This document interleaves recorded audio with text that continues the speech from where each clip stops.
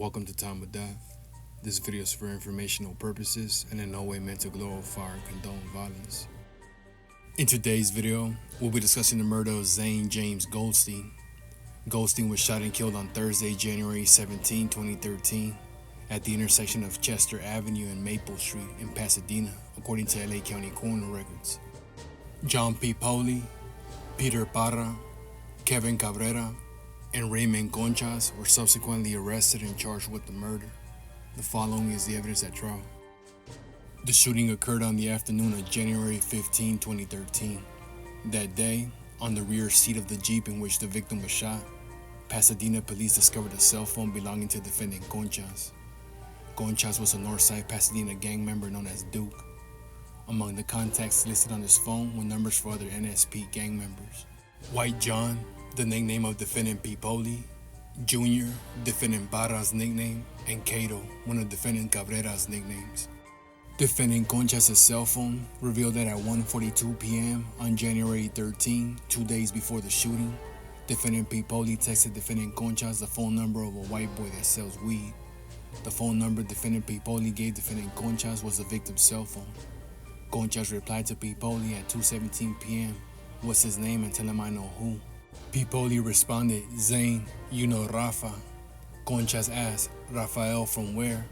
P. Poli responded, he lives on Buckeye, referring to a street in Pasadena. On the day of the murder, January 15, defendant Conchas called defendant Parra at 10:58 and 11:03 a.m., the longer of the two calls lasting 18 seconds. At 11:20, 11:28, and 11:46 a.m., he called defendant Cabrera, the longest of the three calls lasting 5 seconds. At 11:48 a.m., he called defendant P. Poli. The call lasted 2 minutes and 32 seconds. In the meantime, between 12:02 and 12:20 p.m., defendant Conchas exchanged texts with the victim. Conchas texted, what's up homeboy, this Rafa's homie Chris. How much for a half? Referring to a half an ounce of marijuana. The victim replied 150. Conchas asked, is that straight kush? The victim responded, fire. Conchas asked about the price for an ounce, and the victim replied 300. At 1:45 p.m., defendant Conchas texted the victim, can you do a hole for 290? That's all I got. The victim replied, yeah, I can do it. The victim asked where defendant Conchas worked. Conchas replied, at Target, can you bring it? I have no car, I live on Holliston. Conchas gave an address on North Holliston.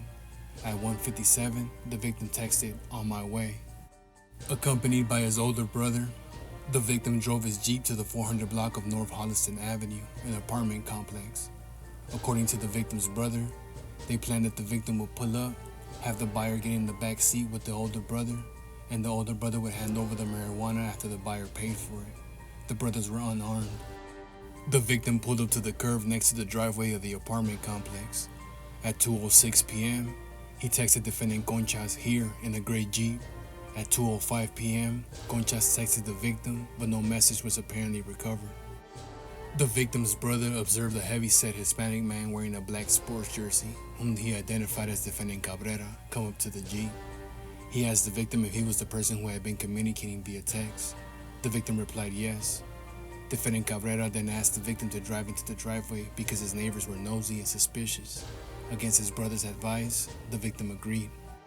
Directed by defendant Cabrera, and with him following, the victim drove down the driveway and turned into a parking stall in the carport at the end. He left the engine running. As instructed by the victim, defendant Cabrera entered the back seat behind the driver's side next to the victim's brother. As soon as he did so, before any words could be spoken, the victim's brother saw a taller, lankier, bald Hispanic man with a white tank top approach the driver's side of the Jeep carrying a single-barrel sawed-off shotgun. The victim's brother identified this man as defendant Conchas, the tallest of the three defendants. The man pointed the shotgun at the victim's face and said, don't move or I'll blast you. Immediately, the victim put the Jeep in reverse, backed out of the parking space, and sped forward out of the driveway. Defendant Cabrera was still in the back seat. The victim turned right on Holliston and then right on Maple. He stopped near the intersection with Chester, where the victim and the victim's brother yelled at defendant Cabrera to get out. Defendant Cabrera refused and demanded the marijuana. He said something to the effect that the man with the shotgun was his brother and he didn't know who the victim and the victim's brother were and that it was cool. The victim and the victim's brother demanded the money before showing the marijuana. Defendant Cabrera then said he had a gun and told the victim, "Give me the weed, you want your homie to get blasted?" The victim's brother saw no weapon and thought that defendant Cabrera might be bluffing. Although he didn't know whether defendant Cabrera was armed, the victim's brother began pushing defendant Cabrera out of the Jeep, believing it was worth the risk. Defendant Cabrera resisted, holding onto the driver's headrest, but the victim's brother eventually was able to eject him. At that point, the victim's brother heard the sound of a weapon going off and the shattering of glass, but did not see the shooter because his view was obstructed by the driver's seat. The victim's head snapped back against the driver's headrest, and the brother was wounded in the forearm by a projectile. The victim's brother saw a four-door tank car stopped alongside the Jeep. Defendant Cabrera got into the rear passenger side of the car, and the car drove off heading west on Maple. The brother saw two other people in the car seated in the front. The brother got out of the Jeep and checked on the victim. The victim's temple had a hole about half an inch in diameter. The victim was not breathing but then gasped for air. The brother called 911 and police and paramedics arrived within minutes. At the hospital, the victim was on life support for 2 days without brain activity. He was taken off life support, after which he died. The cause of death was a single gunshot wound to the head. The autopsy revealed several irregularly shaped grain metal fragments embedded in the victim's brain and left hand. The pathologist who performed the autopsy, Martina Kennedy, could not say definitively that the wound was from a shotgun blast, but she could not exclude a shotgun blast as the cause. Christina Fish, a forensic specialist with the Pasadena Police Department, arrived at the crime scene at about 2:30 p.m. the day of the shooting. She observed that the windshield of the victim's Jeep had an impact hole. The driver's window was halfway down, and there was apparent blood on the exterior. On the ground outside the Jeep on the driver's side was wadding from a shotgun shell, part of the exterior of a shotgun shell that's expelled when the shell is fired. Among other things, Fish found a metal pellet on the floorboard and defendant Concha's cell phone on the back seat of the victim's Jeep. Officer David Garcia testified as the primary gang expert. In researching gangs operating in Pasadena, he spoke to senior gang officers, witnesses to gang crimes, informers who told him what was going on in the streets, and gang members themselves. One of the Pasadena gangs he was familiar with was Northside Pasadena. According to Officer Garcia, in January 2013, NSP had a little over 10 active members, with its membership number fluctuating over time.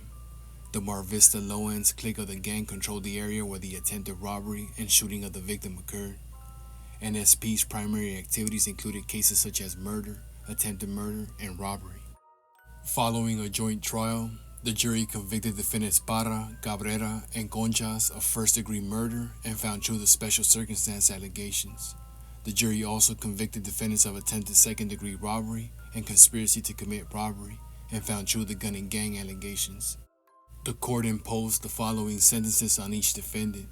Count 1, the special circumstance murder, life without the possibility of parole. Count 2, attempted robbery, the midterm of 2 years. And count 3, conspiracy to commit robbery, life without the possibility of parole. As to each count and each defendant, the court imposed a consecutive term of 25 years to life for the firearm enhancement.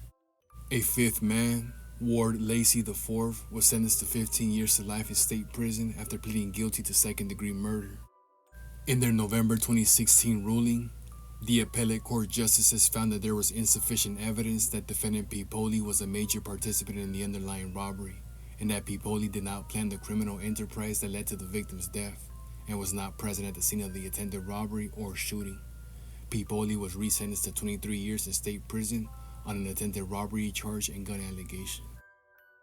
Zane James Goldstein was 21 years old at the time of death.